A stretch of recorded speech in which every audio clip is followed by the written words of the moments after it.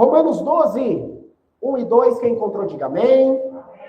Diz assim a palavra de Deus. Rogo-vos, pois, irmãos, pela compaixão de Deus, que apresenteis os vossos corpos em sacrifício vivo, santo e agradável a Deus, que é o vosso culto racional.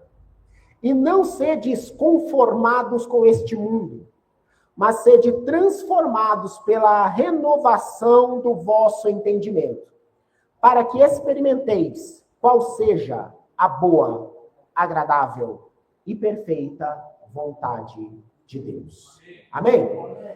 Do jeito que você está, eu vou pedir para você estender suas mãos, vamos orar nesse momento, em nome de Jesus. Senhor, nosso Deus e Pai, nós vamos nesse momento à ministração da Tua palavra, Senhor. Nós precisamos ouvir a Tua voz. Precisamos, Senhor, ser tocados pela Tua presença. Precisamos, Senhor, ser ajustados àquilo que o Senhor quer que nós sejamos ajustados.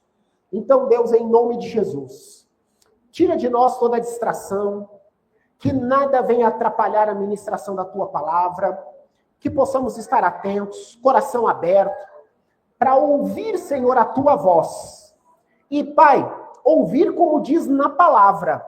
Ouvir é captar, entender e praticar. Em nome de Jesus, Pai, porque eu sei que o Senhor é bom, Tua misericórdia dura para sempre, e o Senhor é Pai zeloso, que cuida dos seus filhos. Nós te louvamos e agradecemos no nome de Jesus. Amém e amém. Podemos assentar em nome de Jesus. Glória a Deus.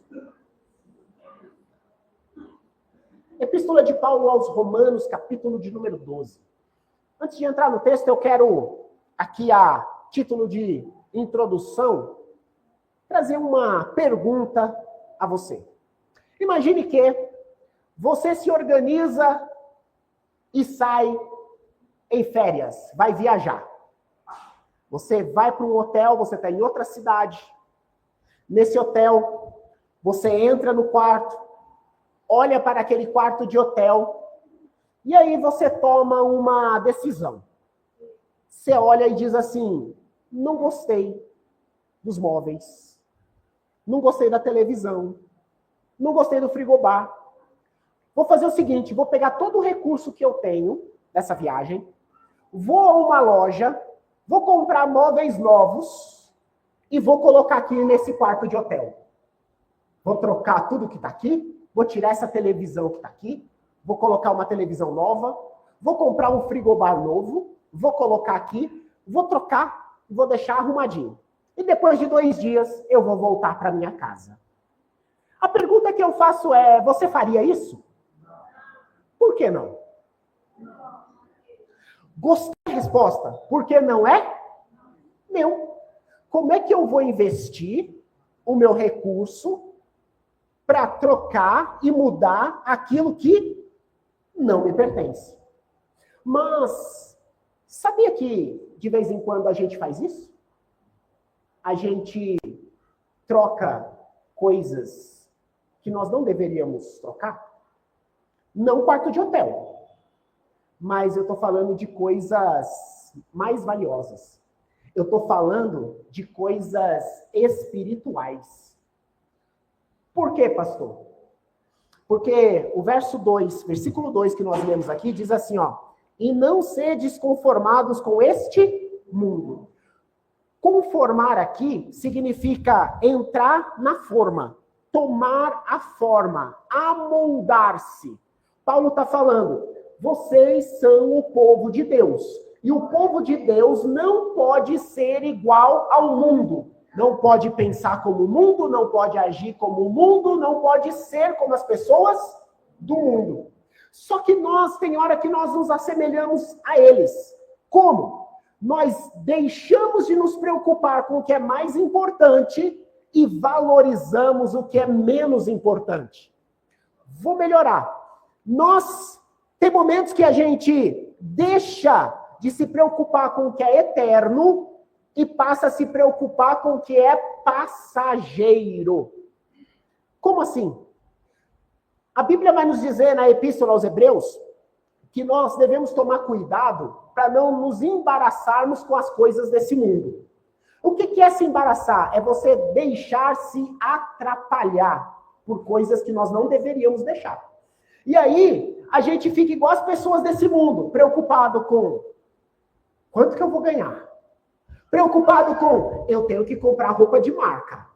Preocupado com, eu tenho que trocar meu carro, eu tenho que comprar um carro mais novo, eu tenho que ter um carro mais caro. Preocupado em mudar de bairro e morar numa casa grande, bonita. Glória a Deus e aleluia. Tem pecado nisso que eu falei? Tudo que eu falei? Não, não é pecado. Mas o problema é quando eu esqueço das coisas de cima para focar só nas coisas de baixo. Sabe por quê? Porque nós não estamos fazendo, ou não deveríamos fazer planos para ficar. Porque aqui a terra não é nosso destino. A terra, nós estamos de passagem, o nosso destino é o céu. Só que a Bíblia diz que nós devemos fazer o quê? Nós devemos olhar para as coisas que são do alto. Devemos focar nas coisas que são de cima. E o que a igreja está fazendo hoje em dia? Focando nas coisas que são de baixo. Sabe, Jesus, quando ensinou a oração do Pai Nosso, ele disse assim, ó, que venha o teu reino. Mas a igreja hoje não está dizendo que venha o teu reino. A igreja hoje está querendo criar um reino na terra. Só que nossa vida aqui, ela é passageira. Deus sabe quanto tempo nós vamos ficar nessa terra, uns um pouco mais, outros um pouco menos, mas fato é que ninguém vai ser eterno nessa terra. E a pergunta dessa noite é, para onde que você está preparando a tua alma? Onde a tua alma vai passar a eternidade? Sabe, Jesus conta uma parábola. Ele fala de um homem que tem uma produção de grãos, frutos extraordinária. E você já ouviu aqui comigo falar que eles dependiam disso para viver. Então esse homem, ele se tornou rico. E ele pensa, o que eu vou fazer com tudo isso? Aí ele fala, já sei, vou derrubar o meu celeiro, vou aumentar o celeiro, vou torná-lo maior para conseguir guardar tudo que eu produzi. E quando ele vê tudo guardado naquele celeiro imenso, ele senta e vem ao pensamento dele, agora eu só tenho uma preocupação.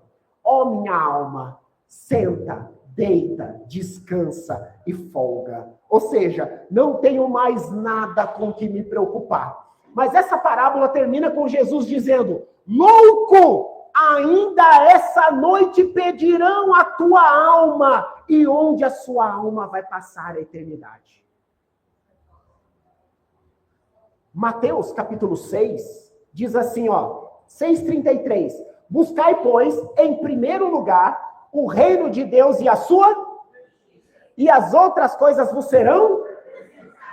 Mas nós estamos invertendo, nós estamos buscando em primeiro lugar dinheiro, em primeiro lugar fama, em primeiro lugar sucesso, em primeiro lugar desenvolvimento profissional. E se sobrar tempo, aí eu vou pensar em Jesus.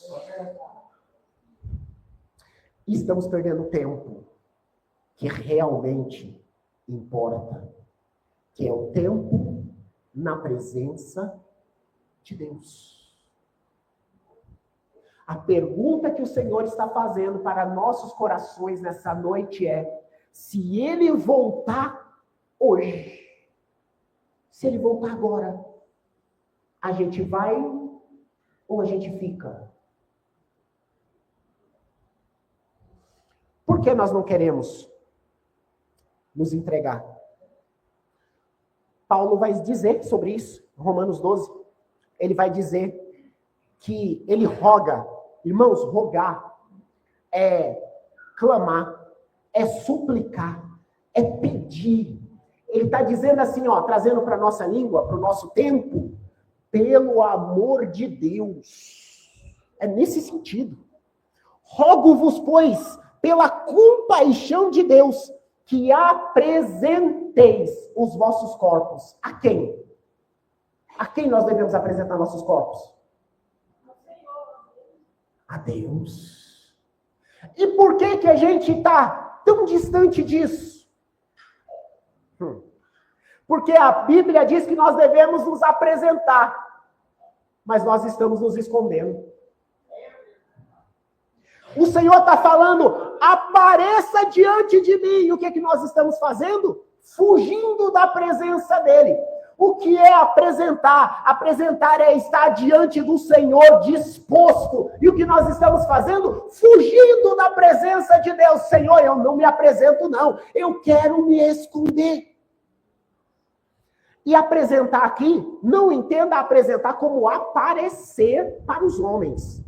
Porque Mateus, capítulo de número 6, o Senhor Jesus diz assim, ó, entra no teu quarto, fecha a tua porta, dobra o teu joelho, fala com Deus no secreto, e o Deus que vê no secreto te recompensará. O Senhor está falando conosco nessa noite. Há quanto tempo eu não te acho no secreto? Por que que a gente tem dificuldade?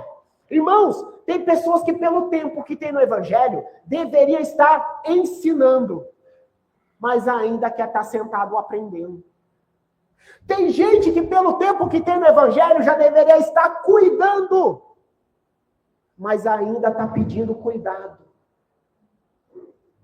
Tem gente que está no Evangelho que deveria estar em cima do altar ministrando o povo de Deus, mas não quer estar em cima do altar. Por quê? Porque o altar não é lugar para aparecer. Porque se você estudar pela Bíblia, altar é lugar onde se morre. Mas tem pessoas confundindo altar com palco. E é diferente. Palco é para aparecer. Altar desaparece quem ministra sobre ele. E aparece o Deus Todo-Poderoso falando através do ministro. Quem está entendendo o que eu estou falando nessa noite? O Senhor quer nos usar. O Senhor te chamou. O Senhor te levantou. Sabe por quê? Porque você é uma resposta. Você é uma resposta para essa geração. Você é uma resposta no teu trabalho. Você é uma resposta na faculdade. Você é uma resposta lá no teu condomínio. Você é uma resposta onde você passa. Porque Deus te chamou para fazer a diferença. Ele te chamou de luz. Ele te chamou de sal. E a pergunta que eu faço nessa noite é: onde está essa luz? Jesus disse que a luz, ela não existe para ser colocada debaixo da cama. Não. A luz tem que ser colocada no alto para resplandecer e fazer com que as trevas vão embora. Você entende isso? Tá difícil de entender? Onde estamos nós? Sabe, essa palavra está nos falando que nós temos um chamado. E o chamado de Deus para a nossa vida não se trata só de ganhar dinheiro, não se trata só de estudar, fazer faculdade, conquistar. Não. Irmãos, se nós dedicarmos toda a nossa vida nessa terra por propósitos que são meramente para nós, nada mais seremos do que pessoas fracassadas. O maior fracasso que existe é você ser bem-sucedido naquilo que Deus não te mandou fazer.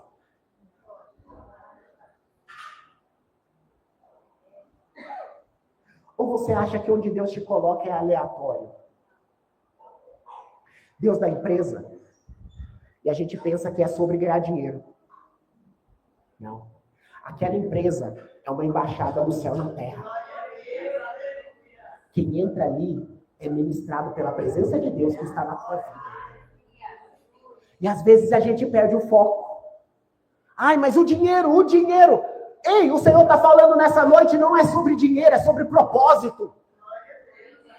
Por que coisas não acontecem na nossa vida? Sabe, ontem eu ouvi uma palavra que me impactou. Espero que também tenha o mesmo efeito sobre você.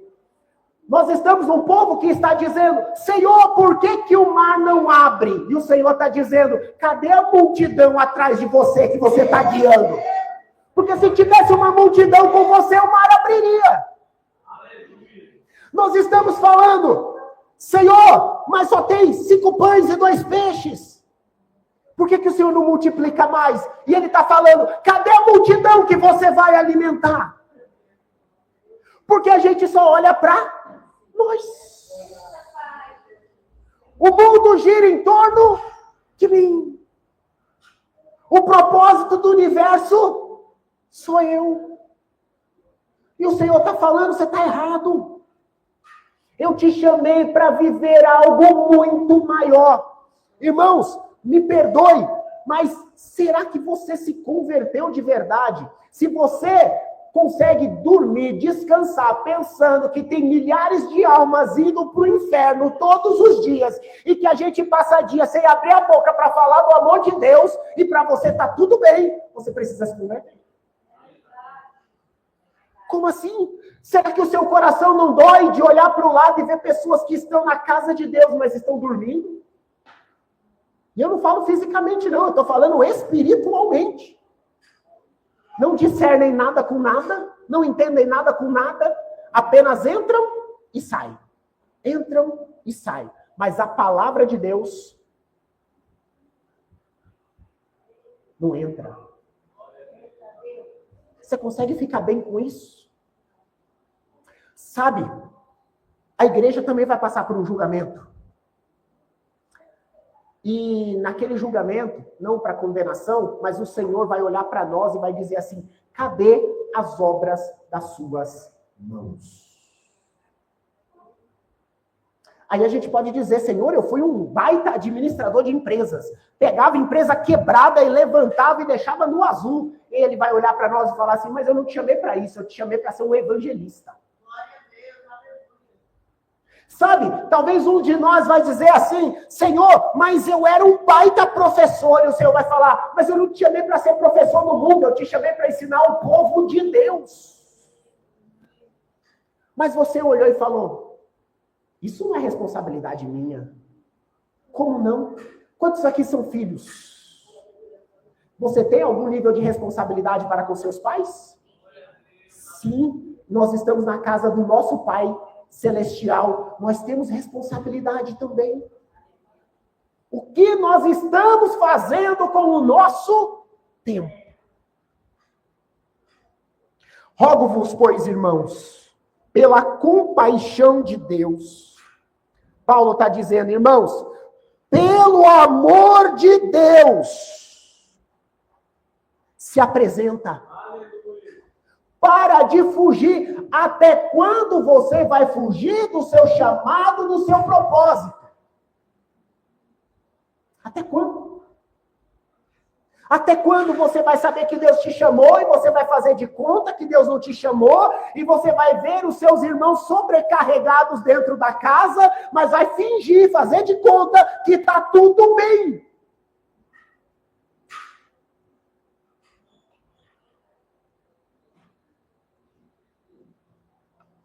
Em nome de Jesus, eu espero que esse silêncio seja de meditação, não de que não está entendendo nada.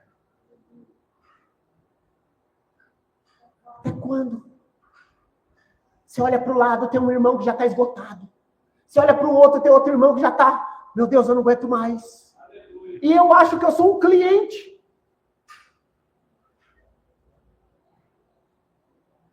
Não tocou a música que eu gosto. Vou fazer uma reclamação. Onde é a caixinha de reclamação?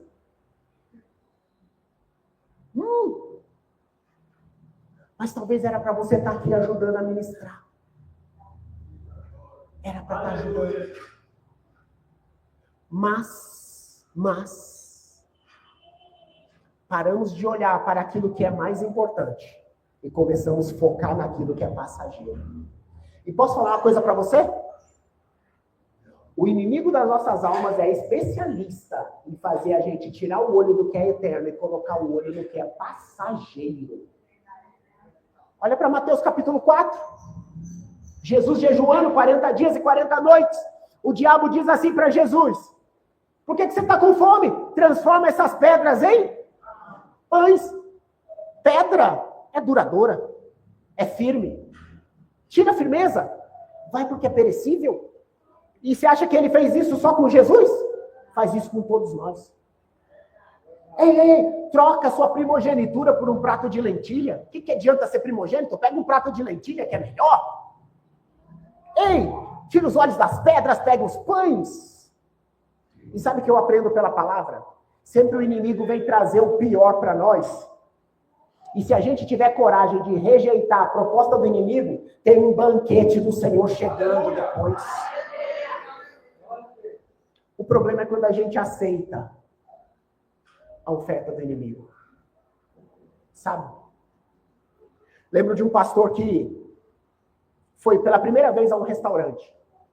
Ele chega no restaurante e sabe que restaurante tem entrada, né? Tem entradinha. Aí vem aquele pãozinho. Ele não sabia, falou assim, eu acho que é o que tem para comer aqui. Ele botou para moer no pão. Pão, se encheu de pão. Quando foi a hora realmente da refeição, ele não tinha mais fome. E a gente está fazendo isso. Estamos enchendo a barriga do pão do mundo, quando Deus tem um banquete maravilhoso para nós. E quando chega o banquete, a gente diz, já estou cheio. Não quero. Não aguento mais. Apresente seus corpos em sacrifício vivo. Sacrifício, Paulo está falando do Antigo Testamento. Eles tinham que pegar um cordeiro, levar ao templo, e o sacerdote pegava o cordeiro e matava o cordeiro. Paulo está falando que agora não tem mais cordeiro, porque o cordeiro de Deus que tira o pecado do mundo, ele já foi imolado, que é Jesus de Nazaré. Mas ele está dizendo que agora eu tenho que me oferecer como sacrifício. Você tem que se oferecer como sacrifício. E eu vou te falar que quando aquele ofertante entregava a ovelha já não pertencia mais a ele, já estava na mão do sacerdote. Quem entregou sua vida a Jesus aqui? Aí eu te pergunto, se você entregou sua vida para Jesus, como é que você faz o que você quer e não faz o que ele quer? Não, entreguei a vida para Jesus, mas quem manda na minha vida sou eu. Entregou não. Tem certeza? Você já viu? Te dou um negócio e depois eu falo, devolve o que eu te dei. Mas não era dado? Eu mudei de ideia. É isso que nós estamos fazendo. Sacrifício vivo. Sabe, Spurgeon fala que a grande dificuldade desse texto é isso aqui.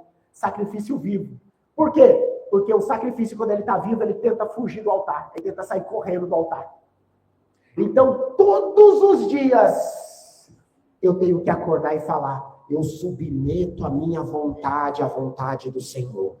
Eu submeto a minha carne à presença de Deus. Eu submeto os meus desejos a Jesus. Eu submeto a minha vida à vontade de Deus. E tem que ser santo. Se desviar do mal. Se submeter ao Senhor. E aí nós nos tornamos agradáveis a Deus.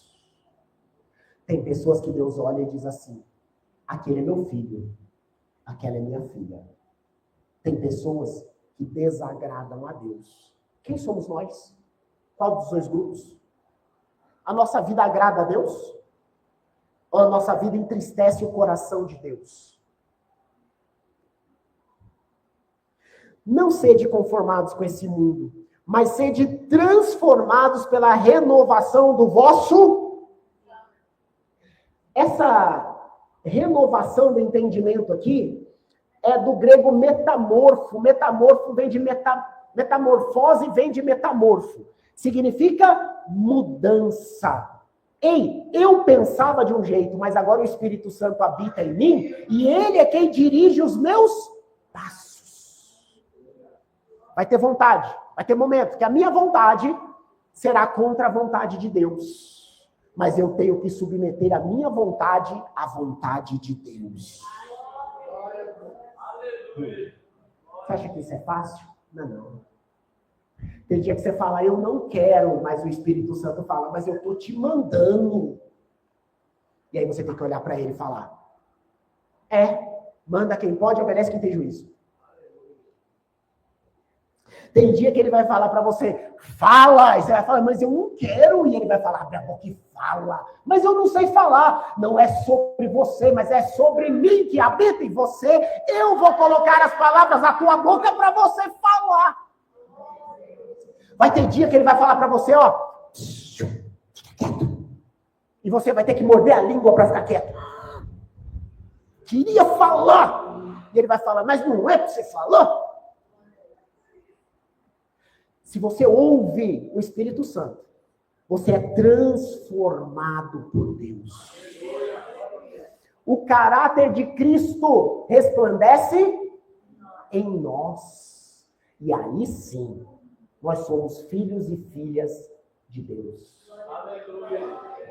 Eu te pergunto, quem é que governa a tua vida? Talvez você está querendo viver a boa, agradável e perfeita vontade de Deus. Mas se não tiver entrega, se não tiver renúncia, não tem boa, perfeita e agradável vontade de Deus. O Senhor te chamou para coisas muito maiores do que você está vivendo. O Senhor te chamou para coisas eternas. Para de olhar para o passageiro e olha para aquilo que é eterno. Abra teus olhos espirituais nessa noite. Nós vamos participar daqui a pouco da ceia do Senhor. E não é sobre um pão e sobre um suco de uva. É sobre o corpo de alguém que se entregou por inteiro por nós. E a gente não pode participar da ceia indignamente, sem entender o significado da ceia. Porque quem participa do corpo e do sangue indignamente está comendo e bebendo para o seu próprio juízo. É por isso que entre vós há muitos fracos, doentes, e não poucos que dormem. Desperta. Desperta. Jesus está voltando, igreja, desperta. Acorda. Não é sobre mim, é sobre Ele. Não é sobre estar com vontade ou não estar com vontade, é sobre a vontade dEle sobre nós. Você consegue entender isso nessa noite? Ah, irmão, se eu pudesse, eu queria abrir a cabeça assim, colocar lá dentro, assim, o esboço. Mas não pode, não é por força, não é por violência. É por se entregar. E eu convido você a se colocar de pé nessa noite.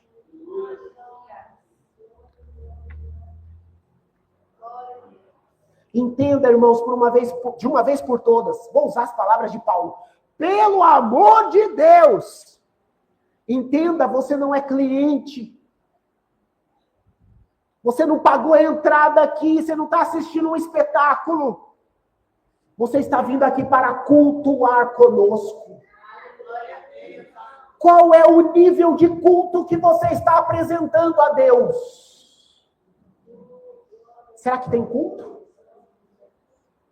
Porque adorador, por onde ele anda, ele vai levantando um altar e fazendo culto.